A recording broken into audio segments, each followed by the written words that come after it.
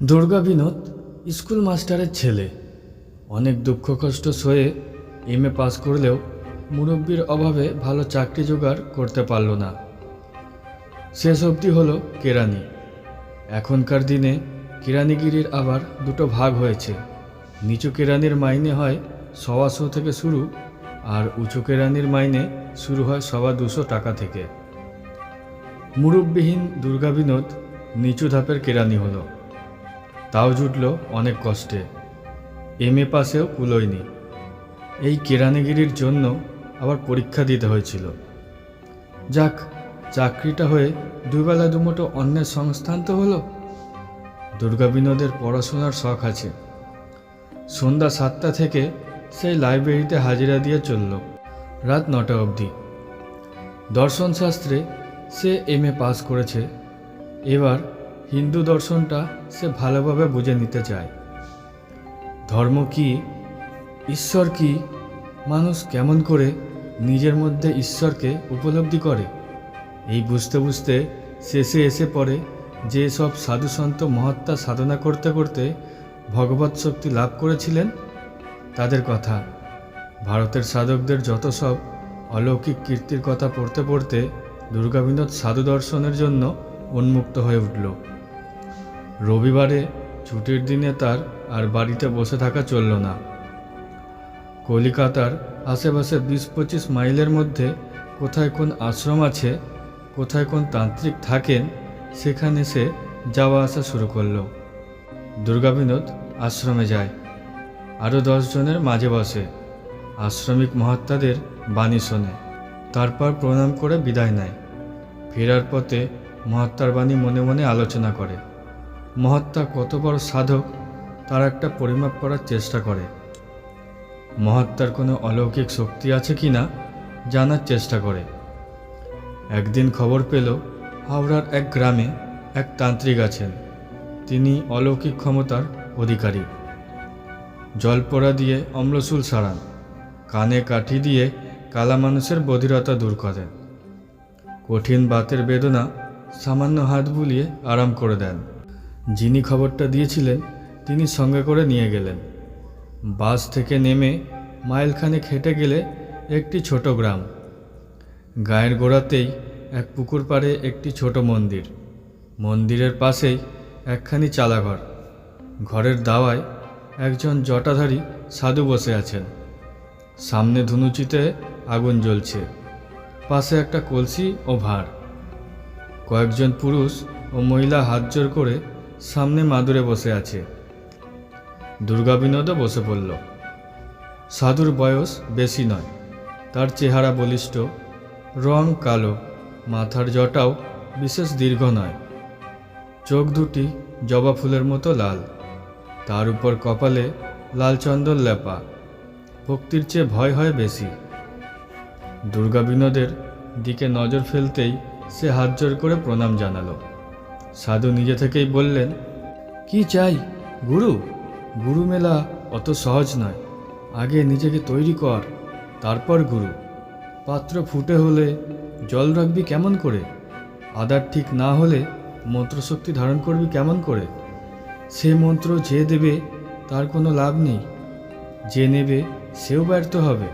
তৈরি হ। দুর্গা বিনোদ ভরসা পেল। বলল, কিভাবে তৈরি হতে হবে?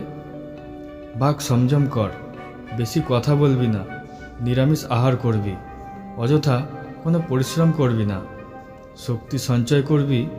সন্ধ্যার পর কোনো মন্দিরে বা গঙ্গার তীরে চুপ করে ঈশ্বরের ধ্যান করবি।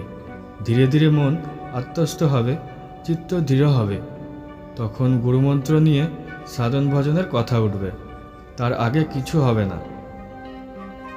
দুর্গা বিনোদ এতদিনে যেন একটা আলো দেখতে পেল। গুরু ও মন্ত্রের কথাটা সে ভেবেছে, কিন্তু এমনভাবে তার হদিস কেউ তাকে বাদলাতে পারেনি। তান্ত্রিকের উপর তার বিশ্বাস হলো। প্রথম দর্শনেই এমনভাবে মনের কথাটা টেনে বলা সহজ নয়। বিকাল অবধি দুর্গা বিনোদ কালীবাবার সামনে বসে রইল। অবধূত কালীবাবা আর তার সঙ্গে কোনো কথা বললেন না। কলসি থেকে ভাঁড়ে মদ ঢালেন আর খান, আর অসুস্থদের রোগের কথা শোনেন, দু একজনকে ওষুধও দেন। ওষুধ মানে কাউকে ধুনির ছাই, কাউকে ধূপের আধপোড়া কাঠি। এই ছাইটা 3 ভাগ করে 3 দিন সকালে খালি পেটে খাবি, এই কাঠিটা একটা তামার মাদুলিতে ভরে ধারণ করবি, ইত্যাদি। বিকেলবেলা দুর্গাবিনোদ প্রণাম জানিয়ে উঠে পড়ল। কালীবাবা একবার তাকিয়ে হাসলেন শুধু। দুর্গাবিনোদ অনেক আশ্রম ঘুরেছে, অনেক মহারাজকে দর্শন করেছে, দিনের পর দিন অনেকের উপদেশ বাণী শুনেছে, কিন্তু কালীবাবার মতো অলৌকিক ক্ষমতা কারো দেখেনি। ছাই দিয়ে রোগ সারানো, কাঠি দিয়ে বধিরতা আরাম করা, হাত বুলিয়ে বাতের বেদনা মুক্ত করা, এসব বড় কম শক্তির কথা নয়। এই মানুষটি কিছুটা ঐশ্বরিক শক্তি যে আয়ত্তে এনেছেন, একথা মানতেই হবে। দুর্গাবিনোদ কালীবাবার কাছে নিয়মিত আসা যাওয়া শুরু করল। যদি ইনি প্রসন্ন হয়ে কৃপা করেন, তাহলে দুর্গাবিনোদও একদিন কৃতার্থ হবে। কালীবাবা সেই যে প্রথম দিন কথা বলেছিলেন, তারপর থেকে আর কথাই বলেন না। প্রণাম করলে হাসেন আর হাত তুলে বলেন, জয়স্তু। দুর্গাবিনোদ এদিকে নিরামিষ খাওয়া শুরু করেছে। কথা কম বলে অনর্থক কোনো ঘোরাফেরা করে পরিশ্রম করে না। রাত 12টা অবধি বই পড়া ছেড়ে দিয়েছে। কালীবাবার কথা মতো নিজেকে সে দীক্ষা গ্রহণের উপযুক্ত করে তুলেছে। হঠাৎ একদিন মাস 6 পরে কালীবাবা বললেন, তুই তো রবিবারে আসিস, আসছে শনিবারে আয় না। সেদিন অমাবস্যা, রাতে মায়ের পুজো দেখবি। এ তো আমার সৌভাগ্য। সন্ধ্যায় চলে আসবি, রাতে এখানে থাকবি, সারা রাত জাগতে পারবি তো? আমি সারা রাত পুজো করি। একটা রাত তো? তাহলে আসার সময় মায়ের পুজো নিয়ে আসিস। কি আনতে হবে বলুন?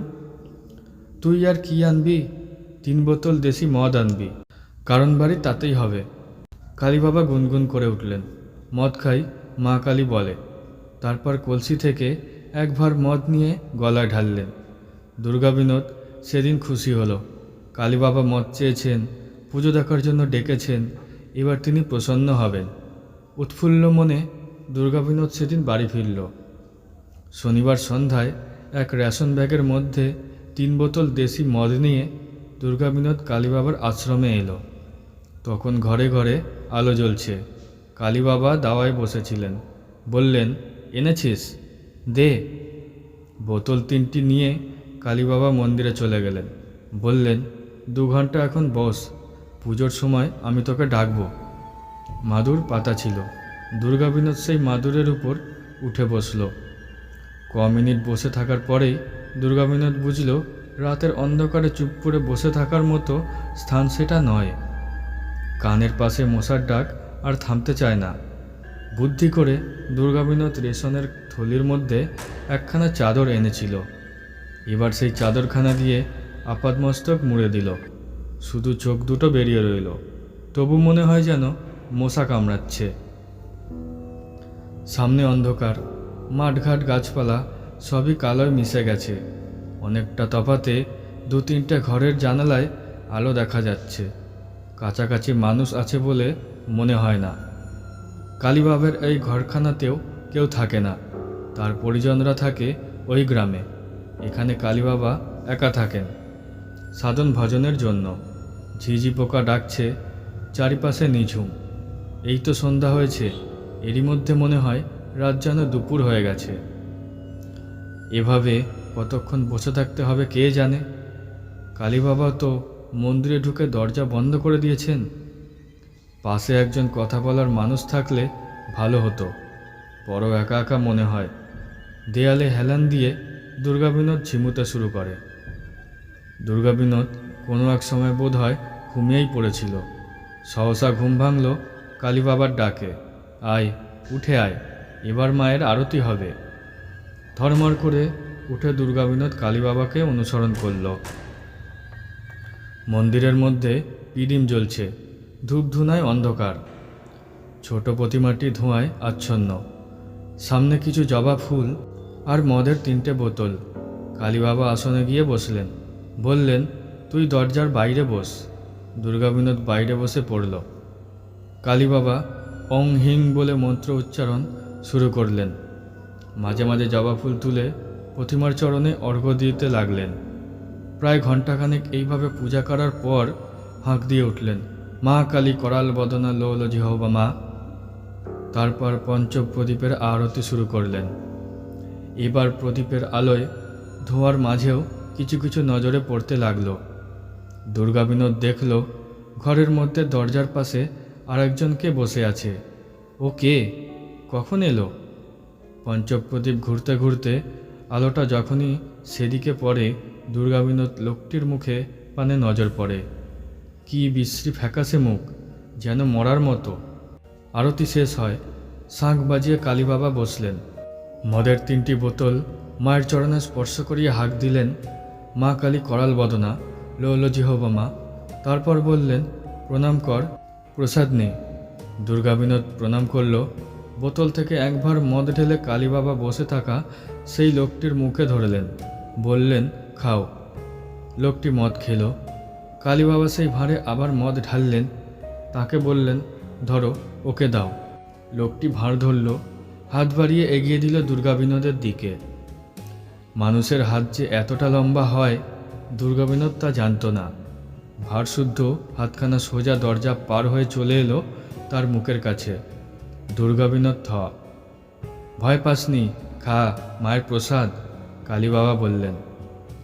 দুর্গাবিনোদ তাকিয়ে দেখল হাতখানায় কোথাও এতটুকু মাংস নেই, সবটাই কঙ্কাল। হাতের মালিকের পানে তাকালো, মুখ কই, কঙ্কালের করটি। দুর্গাবিনোদের সারা দেহ কেঁপে উঠল। না না বলেই এক লাফে দাঁড়িয়ে উঠেই সে ছুটল। সোজা পথ দিয়ে সে ছুটল। কানে এলো পিছনে কে যেন অট্টহাসি হাসছে। সেই অন্ধকার পথে পুরো 2 মাইল ছুটে এসে দুর্গাবিনোদ থামল একেবারে বাজারের মধ্যে। তখনও সকাল হতে অনেক দেরি। ভয়ে ভয়ে সে পিছন পানে তাকালো, পিছনে কেউ আসছে কি না।